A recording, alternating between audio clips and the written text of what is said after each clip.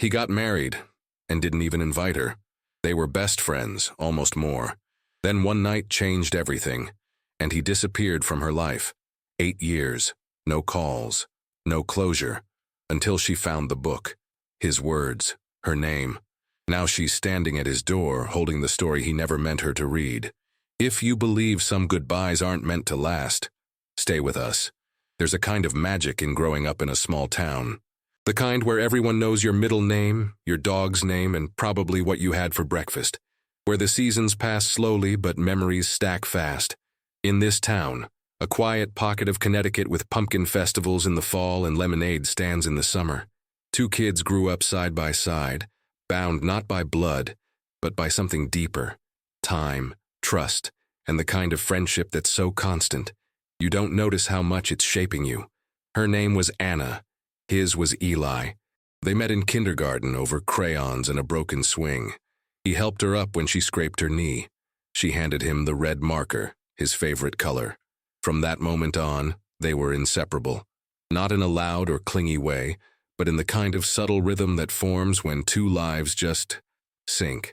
By the time they hit middle school, they could finish each other's sentences, recognize each other's footsteps, and decode entire conversations with just a glance.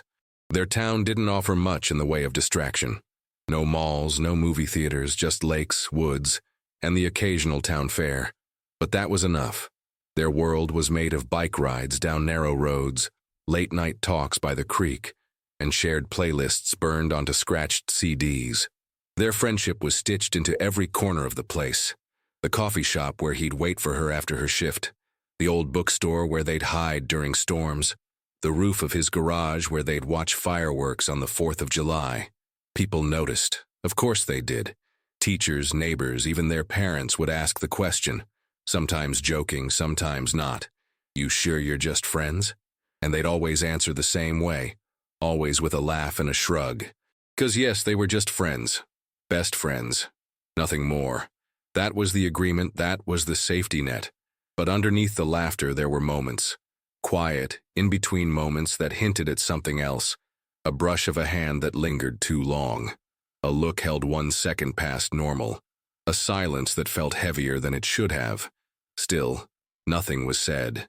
They kept the lines clean, because crossing them meant risking everything. In high school, they dated other people. Short-lived flings that never felt quite right. They cheered for each other from the sidelines, played wingman when necessary, and pretended not to feel the sting when jealousy crept in. It was easier to blame timing. Easier to believe that if it was meant to happen, it would have happened by now. And maybe they were right. Maybe friendship was safer, simpler. Maybe neither of them was ready to admit that the bond they had wasn't just about shared childhoods or familiar routines. It was about a deep, unspoken longing they didn't yet know how to name. Still, they held on to each other. Even as college applications came and futures pulled in different directions, they stayed close. He stayed in town, enrolling at the local community college. She went off to university a few hours away, promising they'd stay in touch. And they did. Through calls, visits, and texts sent at midnight just to say, I miss this. But life has a way of shifting even the steadiest things. And sometimes, the people you think will be beside you forever quietly begin to drift. It happened in late September, on one of those evenings that smelled like bonfires and fading summer. The kind of night when the air is just cool enough to make you nostalgic for things that haven't even ended yet. Anna was back in town for a weekend visit. Classes had already started at her university, and she'd been buried in assignments and group projects, and the kind of forced small talk that made her miss home more than she expected. Eli had offered to pick her up from the station, like he always did. No questions asked. They ended up at a backyard party, someone's cousin, someone's bonfire, cheap beer and bad music playing from a Bluetooth speaker balanced on a lawn chair. It wasn't special, but somehow it became a night neither of them would forget. Maybe it was the way the lights glowed in strands above their heads like captured stars, or the way laughter floated through the yard, soft and distant, or maybe it was just the beer. They sat side by side on an old wooden swing, talking about nothing and everything, how fast everything was changing, how people they knew were getting married or moving away, how strange it felt to grow up. At some point, Eli handed her his hoodie because she shivered, and she kept it on even after the fire warmed up again. She remembers thinking, "This feels like something, like home wearing someone else's scent." Then there was a lull in the conversation. Not an awkward one, the kind that settles when you know someone too well to fill silence with noise. He looked at her. She looked back, and the air shifted. Something old and familiar cracked open. It wasn't planned. There was no speech, no confession, just a glance that held too much and the kind of proximity that begs for something to happen. When their lips met, it was hesitant at first, like both of them were waiting for the other to stop. But neither did. The kiss was warm, clumsy, fueled by nerves and years of restraint. It felt like every almost they'd ever ignored crashing into a single breathless moment. They didn't go back to the party. At some point, they slipped away. Ended up in his bedroom, surrounded by posters and books and everything that still felt like high school. There was music playing from his speaker, a playlist she'd made him years ago. And somewhere between the music and the smell of old cologne, they let go of the line they'd held for so long. It wasn't perfect, it wasn't even planned. It just happened, soft and unsure and undeniably real. Afterward, they lay there in silence, eyes on the ceiling, hearts racing in the dark. No one said what it meant. No one knew how. The next morning, she left early. He walked her to the porch. They didn't kiss goodbye. They didn't talk about what had happened. Just a quiet, "See you soon," and a nod, like nothing had changed, even though everything had. And that was the beginning of the distance. Not a fight, not a falling out. Just space.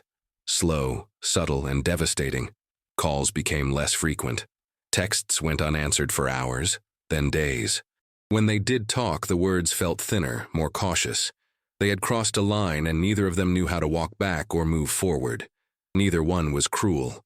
Neither meant to hurt the other. But silence has its own sharpness. And eventually, silence won. They drifted, quietly, painfully, until one day they just stopped. Stopped reaching out. Stopped filling the spaces. Stopped pretending nothing had happened. They had spent their whole lives growing closer, orbiting one another.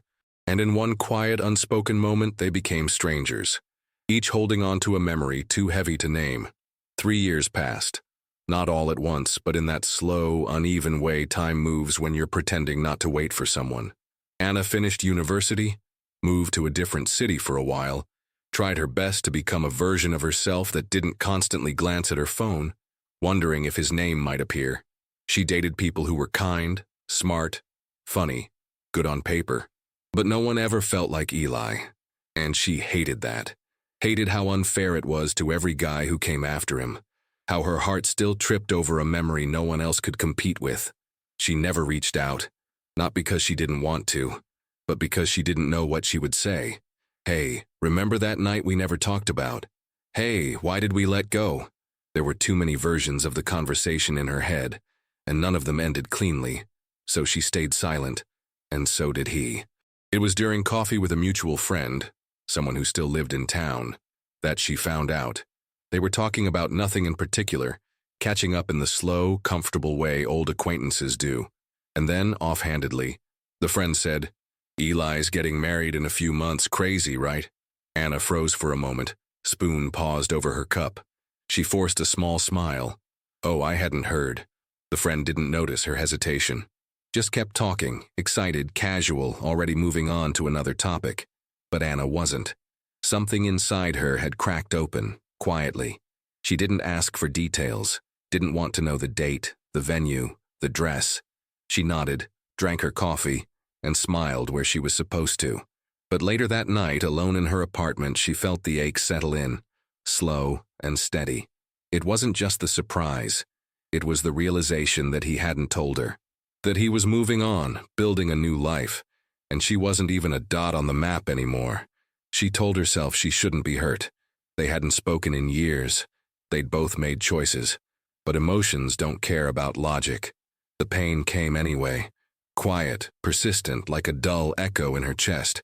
She waited for an invitation, not because she expected it, but because some naive part of her thought it might come anyway. Out of courtesy, out of nostalgia. Out of acknowledgement for the years they'd spent in each other's lives. It never did. And that silence in the months that followed said more than any RSVP could. She replayed every version of their story in her mind. The laughter, the long drives, the night they blurred the line. She wondered if he regretted it, if he'd ever thought of her, if the bride knew who she was. She tried to laugh it off with friends. "We weren't even close by the end," she'd say, forcing a shrug. "Just high school stuff, we grew up." But in private, in the late hours of a Tuesday night, lying alone in bed, she'd whisper to herself, "Then why does it still feel like unfinished business?" The wedding came and went. She didn't know the exact date, but she felt it pass like a shadow. No message, no accidental call. No last-minute, "Hey, thought of you today." Nothing. And yet, she couldn't fully hate him for it. Because what would she have done if the roles were reversed? Could she have watched him say, "I do" to someone else while standing in the back row, pretending to be just another guest? She told herself she was fine. She buried the ache beneath work deadlines and Spotify playlists, beneath weekend trips and brunches with old roommates. But something lingered, because it wasn't just that he got engaged. It was that she wasn't remembered. It was that he'd built a new life and didn't leave space for her, not even as a footnote. 5 more years passed, not in a dramatic, sweeping way, but in quiet increments. New apartments, new routines, new versions of Anna and Eli living parallel lives they no longer shared. The town remained the same, though. The same white church with its peeling paint, the same cafe with mismatched mugs, the same trees that blazed into orange every October like nothing had changed. And maybe that was why she came back, for the familiarity, for the feeling of stillness, for the way autumn always made her feel like something was about to begin, even if she didn't know what. It was the annual autumn fair, the kind of event that stitched the town together year after year. Hay rides, caramel apples, soft folk music coming from a corner stage, kids running with sticky fingers, vendors selling homemade candles and knitted scarves. Anna wandered the rows alone, hands tucked into her sleeves, her breath clouding in front of her. It was peaceful, comfortable, until it wasn't. She saw him near the cider stand. It didn't hit her all at once. At first it was just the shape of him, the way he leaned slightly on his left leg, how he always had. Then the profile, unmistakable even in a crowd. He was laughing. Not the loud kind, but the quiet kind that pulled at his eyes. For a second, she froze. Her whole body seemed to narrow down to that one point of focus. Eli, 5 years older, slightly broader, wearing a jacket too light for the weather, holding a cup of cider like it was the most natural thing in the world. He hadn't seen her yet. She thought about turning around, about walking straight back to her car and pretending she'd never been there. But something in her feet refused. She moved forward, slow and unsure, until he turned, and their eyes met. It was like being caught in a memory she hadn't finished processing. For a second, neither of them said anything. Then slowly, his mouth pulled into a smile, soft, familiar, not quite surprised, but not exactly confident either. "Anna," he said, like a question and a breath all at once. She nodded. "Hey." The next few minutes passed in a blur of polite conversation, catching up, the obligatory, "How've you beens" and "What are you doing nows?" He lived out of state now, but was in town visiting his parents. She was freelancing, back for a few weeks to clear her head. They both talked like people trying not to step on a landmine. They walked together, passing booths and old classmates. There was a booth selling pressed flower bookmarks and one with old records. He picked one up, a Fleetwood Mac album they used to play on drives in high school. He smiled at it, then put it back down without a word. The silence between them wasn't uncomfortable, just full. They sat on the edge of a wooden fence near the backfield, legs swinging gently like kids. Leaves rustled overhead. She felt her heart thudding louder than the music. It had been 8 years since that night, 5 since the wedding she wasn't invited to. And now they were here, sharing cider like nothing had happened, and like everything had. She could have asked 1,000 questions. "Why didn't you ever call? Why wasn't I there? Did you forget me? Did you try to?" But instead she just said, "So, married life. What's that like?" His smile faltered, just slightly. He looked down at his hands. "It didn't happen," he said. Quiet. Simple. She blinked. What do you mean? I called it off, he said. A few days before. Her heart stuttered. The air shifted. He didn't explain, and she didn't ask. They just sat there, on the edge of a field in their hometown, surrounded by pumpkins and the sound of laughter. Strangers who once knew everything about each other, holding on to something neither of them had words for yet. They sat on the fence for a long time, watching people come and go from the fairgrounds like a slow-moving current.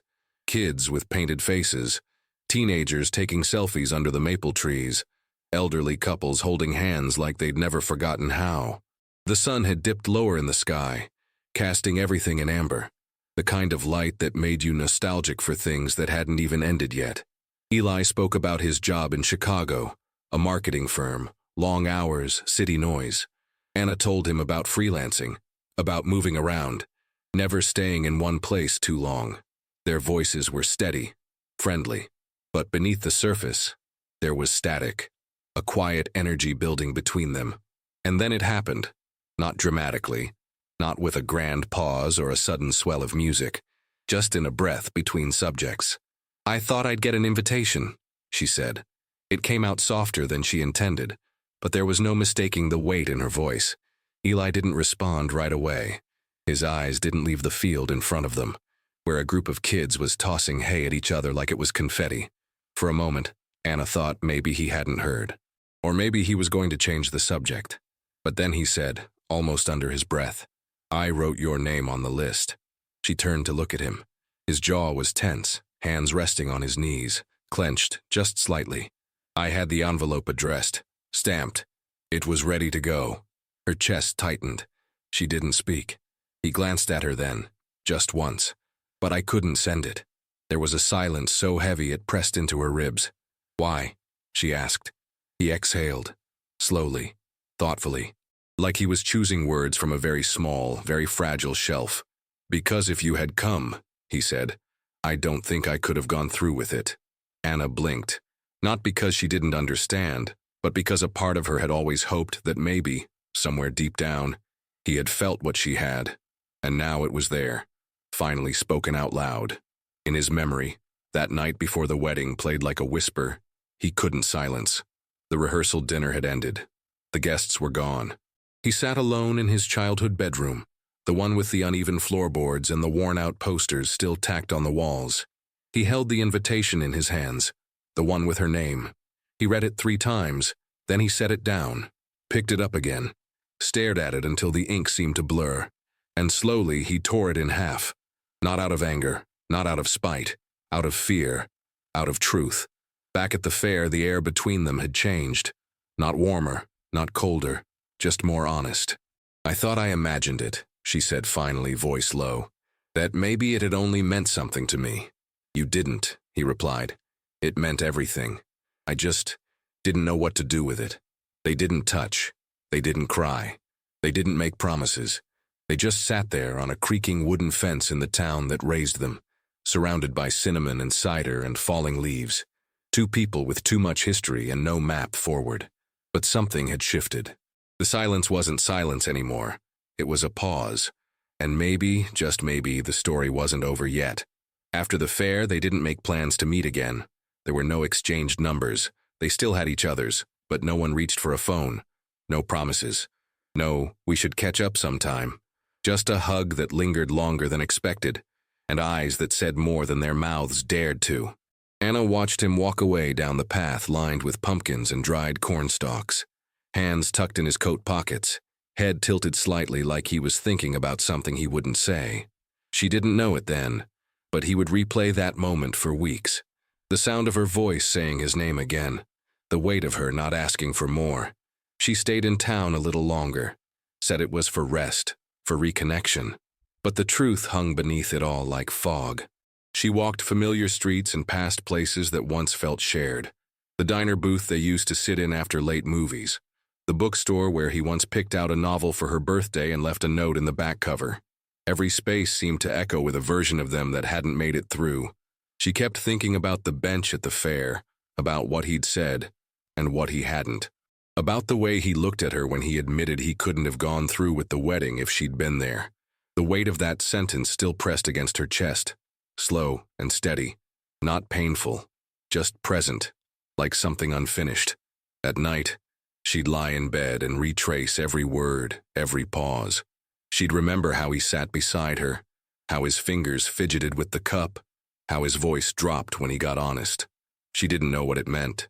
She didn't even know if it meant anything now. Years had passed. Lives had formed around the absence of each other. People change. She had. He had. But that didn't stop the pull. That invisible string that tugged whenever his name entered a room. She didn't tell anyone they'd seen each other. It wasn't a secret exactly. It just didn't feel like something to explain. How do you describe the feeling of seeing someone again who once felt like a chapter you closed, only to realize the page never really turned? He didn't call. She didn't either. But the energy between them didn't dissipate. It hung in the air like static before a storm. Not volatile, not demanding, just waiting. And the waiting was its own kind of intimacy. One morning, while walking past the town square, she passed a small pop-up bookstand, the kind locals sometimes set up to trade old paperbacks. A sign read, "Take one, leave one." On a whim, she stopped, browsed, ran her fingers over bent spines and cracked covers. And then she saw it.